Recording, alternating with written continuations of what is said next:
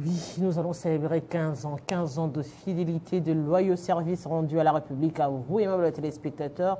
Et ce sont vos 15 ans aux côtés de Télé 50, cette chaîne révolutionnaire, faut le dire quand même, chaîne révolutionnaire. Et nous allons continuer à demeurer avec vous toutes ces années pour bien sûr parler de l'actualité, de tout ce qui vous dérange, mais aussi de tout ce qui vous préoccupe. Oui, nous sommes là. Et notre invité également est sur ce plateau, Monsieur Merdossier Sélé. Bonjour et bienvenue à vous. Bonjour Madame Arlette de Boutella. Et bon retour à Kinshasa. Merci. Après un bon moment passé dans le Lualaba avec la 12e conférence des gouverneurs, oui, qui s'est clôturée en beauté. Lualaba qui continue à attirer quand même du bon monde, hein, avec beaucoup d'inaugurations qu'on a quand même suivies avec la présence du chef de l'État sur place. Beaucoup d'inaugurations. Je voudrais d'abord commencer par rectifier quelque chose. Je n'ai pas eu la chance d'être à Colosi parce que j'étais éprouvé, excusez-moi. J'ai perdu quelqu'un, Armi Moubenga. C'était un jeune frère et puis un proche de moi dans la Ligue nationale de la jeunesse de notre parti. Okay.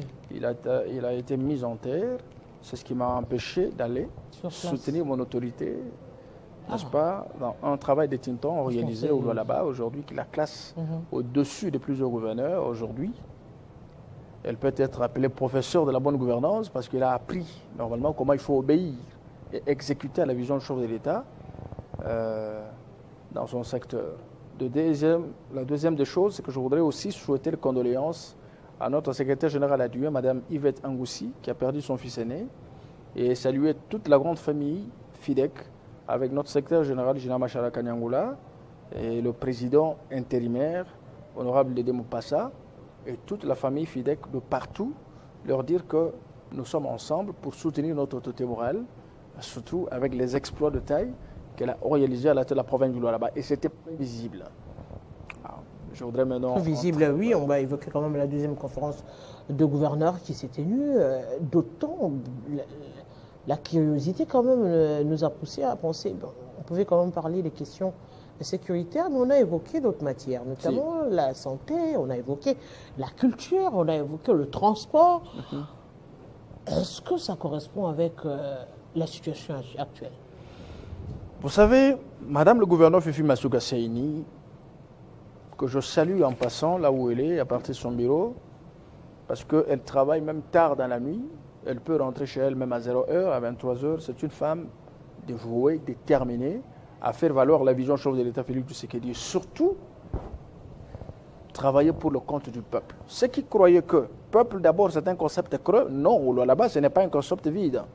Il y a du contenu. Et le contenu, ce sont les exploits que vous avez découverts, n'est-ce pas, le jour de la célébration de la 12e conférence de gouverneurs qui s'est tenue à Colosi, bien évidemment. Fifi Masuka Saini avait promis que je veux faire du Lualaba une Los Angeles, ici au Congo. À l'époque, j'étais revenu sur Télé 50 pour appuyer ces propos. Beaucoup sont sortis de partout pour remettre en cause, bien qu'on leur avait donné les bénéfices du doute. Mais aujourd'hui, chacun rejoint ce que j'avais prédit et chacun donne raison à Masuka sur ce qu'elle avait prédit. Je vous ramène, n'est-ce pas, à la défense de ce programme d'action. Elle a prévu un travail important. Et ce travail est en train d'être exécuté. Et je vous dis que Masuka a réalisé une année, je vais dire. Pas même une année à la tête de la province, depuis qu'elle a investi gouverneur de province. Vous avez vu avec quelle vitesse, n'est-ce pas, les chantiers ont évolué. Mais elle est dans la continuité, elle continue, donc c'est tout à fait normal, c'est des dossiers qui étaient en cours. La continuité, bien sûr, mais la continuité de quoi? Parce que tout le projet que vous voyez là, ce sont des projets que Masuka a élaborés. Elle a conçu, elle a réalisé, elle a financé avec les fonds propres de la province. Et aujourd'hui, le chef de l'État est fier de venir inaugurer les ouvrages, financer. Il n'y a pas de dette là-bas. Ce sont des ouvrages financés à 100% par le Lualaba. Il y a aussi des provinces qui ont des moyens, comme le Lualaba. Suffisamment des moyens. Il y a des provinces comme le Haut-Katanga. Ça n'étonnerait personne de voir tout ce qu'il y a. Non, ça c'est une question de volonté politique, une question de vision, une question de patriotisme, de détermination et de hauteur, d'épaisseur dans le niveau de faire les choses. Massouka Saïni a promis que je vais doter la province du Lualaba des infrastructures dignes de ses richesses, des infrastructures relatives au niveau de la richesse de la province. Si réellement la volonté qu'anime Massouka aujourd'hui était animée par plusieurs gouverneurs, on aurait à connaître beaucoup de Massouka dans plusieurs provinces. C'est pourquoi l'autre fois nous avions défendu le massoukisme comme un mode de gestion, n'est-ce pas, au service de la population, parce que nous ne sommes pas surpris. Nous avions la conviction de soutenir une femme capable de changer les choses, une femme capable d'être au chevet de sa population, travailler pour sa population et changer le Congo. Le Congo est en train de changer avec Félix Tshisekedi, avec une femme capable de promettre réaliser. Et ce que vous avez vu, ce n'est que le début. Vous comprenez, ce n'est que le début. Si ceux qui ont découvert l'avarie urbaine, n'est-ce pas, aujourd'hui, vous avez vu la salle des congrès, c'est un bijou. Vous avez vu un deuxième bâtiment du gouvernement, vous avez vu l'auto du gouvernement, après ce qui a été inauguré en 2019, aujourd'hui, de 2019 à 2025, vous avez un nouveau gouvernement, hôtel du gouvernement, n'est-ce pas, un bijou pour la province, et la province se métamorphose, vous avez une province capable de faire la fierté, n'est-ce pas, de la bonne gouvernance, d'une femme sous l'ombre de la vision du chef de l'État, Félix Antoine Tshisekedi Tshilombo. Bref, nous sommes fiers, n'est-ce pas? Et nous demandons aussi à d'autres gouverneurs, les gouverneurs des autres provinces, de prendre l'exemple, de ne pas seulement dire que non, Massouka gère une province qui a beaucoup de recettes. Non, c'est faux. Les recettes, c'est partout. C'est une question de volonté de canalisation, de volonté de transparence et de vision. Vous comprenez? Kinshasa a beaucoup de recettes. Kinshasa a beaucoup de recettes. Le Haut-Katanga a de recettes. Le Haut-Touélé là-bas a de recettes. Tanganyika a de recettes. Je peux vous en citer autant. Congo central n'en parle pas. Vous comprenez? Il y a beaucoup de recettes. C'est une question de volonté, une question de détermination. Aujourd'hui, nous ne voulons pas évaluer les gens en fonction de leurs paroles, évaluer quelqu'un en fonction de son travail. Massouka a promis que je n'ai pas le temps de promettre de répondre aux critiques. Les critiques dans un système démocratique, c'est voulu, c'est accepté, mais ce sont des critiques qui doivent amener quelqu'un à améliorer son travail. Mais nous, notre travail, depuis le début, nous avions annoncé un élan qui n'a jamais été perturbé, quelles que soient les attaques. Parlons d'élan justement aujourd'hui, 12 conférences des gouverneurs, avec quel élan dans les provinces, dans les différentes provinces? L'exemple des provinces aujourd'hui, parlons-en. Si on peut parler des particularités comme le Lualaba, mais en général. De particularités. En général, les provinces, ça ne va pas. On va parler du Tanganyika où il y a des sérieux problèmes avec la montée des eaux du lac.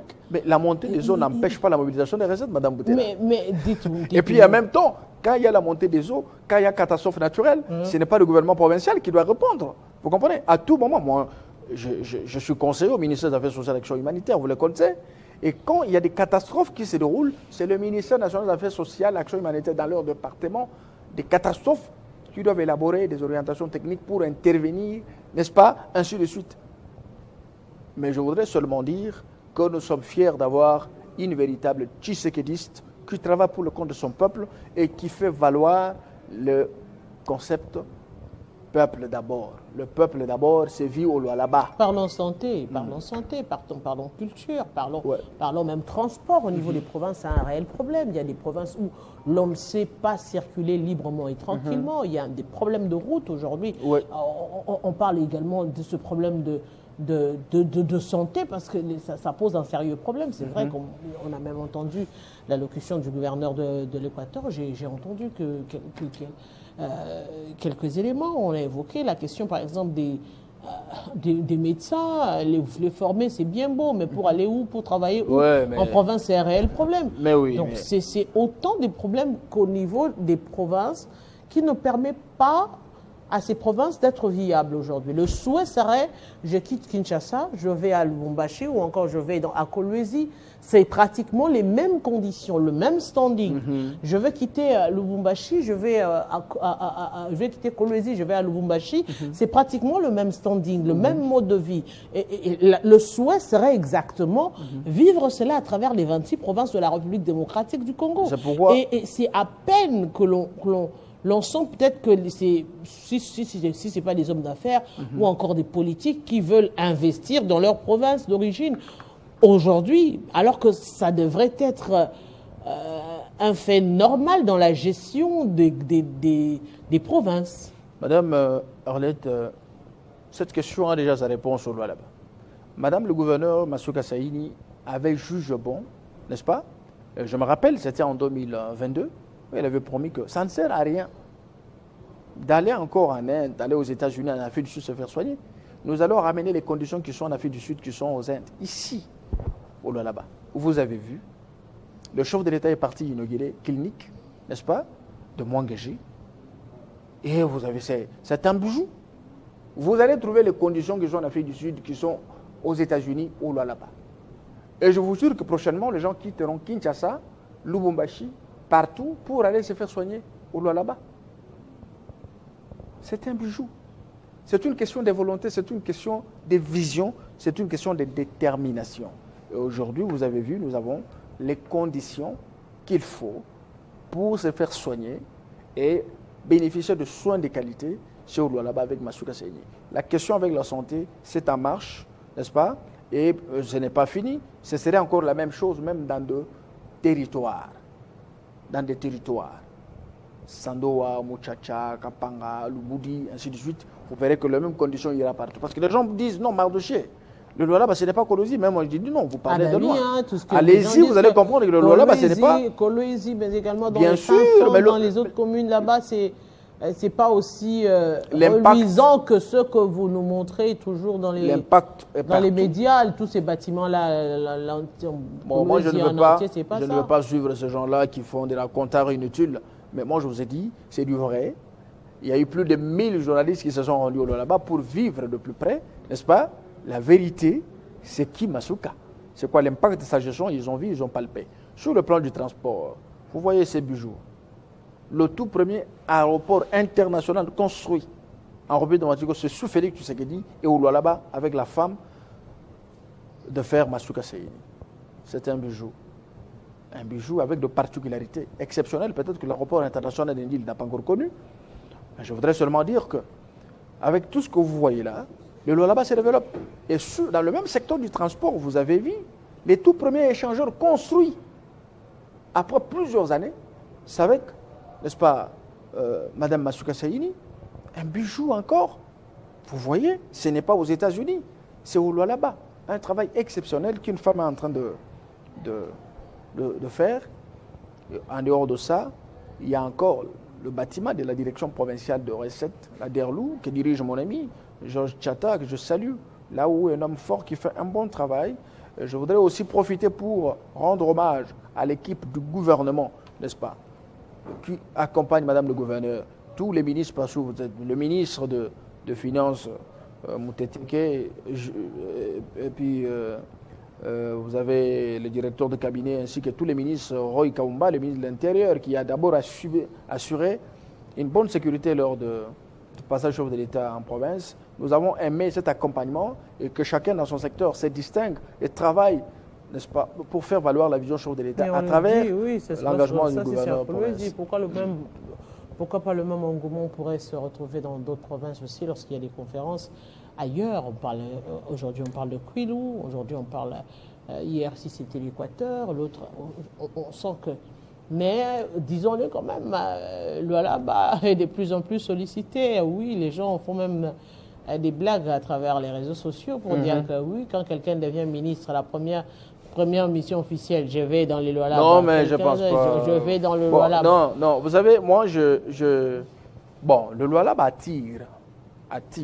Mais nous ne voulons pas que cette attirance soit une attirance qui cible les catégories des mendiants. Permettez-moi le terme. Il y a ceux qui quittent ici, payent leur billet pour aller là-bas et chercher de l'argent en train de chercher et demander partout.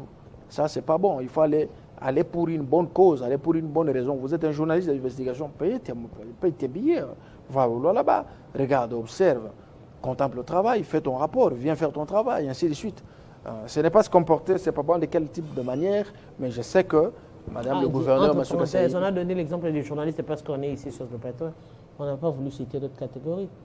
Non, bon, je connais les catégories. Bon, je vais dire, moi, je ne sais pas si on peut appeler tout le monde journaliste, je ne sais pas. Mais je sais qu'il y a des journalistes qui se respectent, il y a des chaînes qui se respectent, n'est-ce pas, qui ont des contrats avec la province, qui chaque fois sont dans l'obligation de se rendre sur place pour aller travailler. On parle plus des politiques également qui font, comme je l'ai dit, à peine nommé, à peine ceci, la première mission officielle. Ouais. À Kolwezi, c'est dans le Lualaba aujourd'hui. Bon, je ne pense pas que si la première mission, il va là-bas pour contempler, mais moi, je ne pense pas qu'avec notre gouverneur, Vous n'allez pas là-bas pour aller juste la dire non, donnez-moi de l'argent parce que tu es une province la plus riche. Je suis venu, donne-moi de l'argent, je rentre. Je ne pense pas que ça va aller avec Masuka. Le travail est bien fait, nous sommes fiers. Nous invitons aussi les autres à faire comme elle, à emboîter les pas. Vous comprenez? À copier Masuka, de ne pas avoir honte, de la suivre, de suivre ce qu'elle fait et prendre ce qu'elle fait, aller aussi dans leur province, faire le même travail que de rester observateur, venir chaque fois quand là-bas se distingue, vous observez, on vous tend le micro, vous dites voilà, oui, le travail est bien fait, mais quand tu rentres chez toi, tu ne fais rien du tout. Donc c'est un devoir pour plusieurs, pour les générations futures, que nous devons aimer notre pays. Et elle a dit, lors de l'inauguration de l'aéroport, elle a dit ceci, je vais veiller à ce que ces édifices demeurent dans des conditions où elle a été inaugurée. Nous ne permettrons pas que quelqu'un quitte pour venir salir et saboter le travail que nous avons fait. Je pense que c'est un message aussi dans très la fort. formation, ça fait partie de la formation. Bien sûr. C'est vrai, création d'emplois, mais aussi formation pour la maintenance, parce que le vrai problème aujourd'hui, c'est la maintenance. Parce que déjà, ici dans la capitale, on constate que la maintenance est un véritable problème. Oui, il y a beaucoup de bâtiments, disons-le, par exemple, on sent qu'on ne veut pas accorder beaucoup plus d'un intérêt à la maintenance, à la qualité. Une fois que c'est inauguré, bon, c'est fini, on y va, et puis voilà. C'est un réel problème, c'est un sérieux problème aujourd'hui en République démocratique du Congo.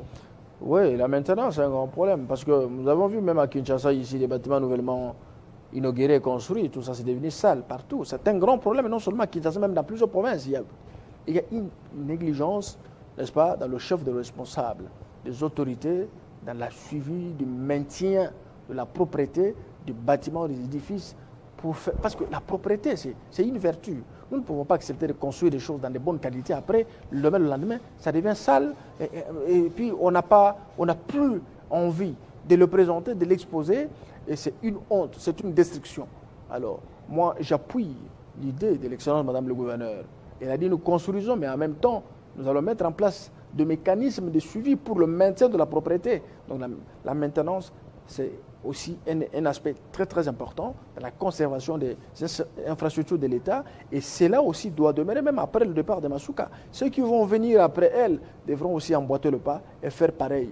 La province avait besoin d'une personne capable de lui sortir dans l'obscurantisme diabolique que nous avions connu avec le temps.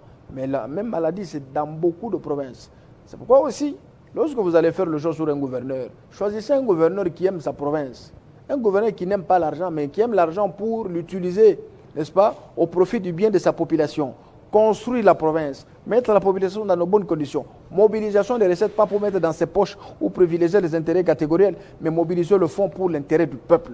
Vous voulez être ministre? Non, je vais être ministre là-bas, parce qu'il y a des beaux bâtiments là-bas. Ils vivent bien, mais pareil, vous pouvez le faire chez vous. Vous pouvez le faire dans votre province. Avec le peu de moyens que la province a, vous pouvez vous organiser et développer la province à votre niveau et faire des avancées très significatives. Le Lualaba devient aujourd'hui un modèle de la bonne gouvernance, n'est-ce pas, du patriotisme, de l'engagement et du développement. Vous voyez, le Lualaba n'est pas l'unique province qui a autant de minéraux. Il y a beaucoup de provinces qui ont beaucoup de minéraux, qui ont beaucoup de recettes et qui ne font pas ça. Je pense que ça doit être une leçon pour plusieurs de faire comme notre autorité morale, Mme Masuka Saini, notre gouverneur, comme elle fait et nous rend fiers.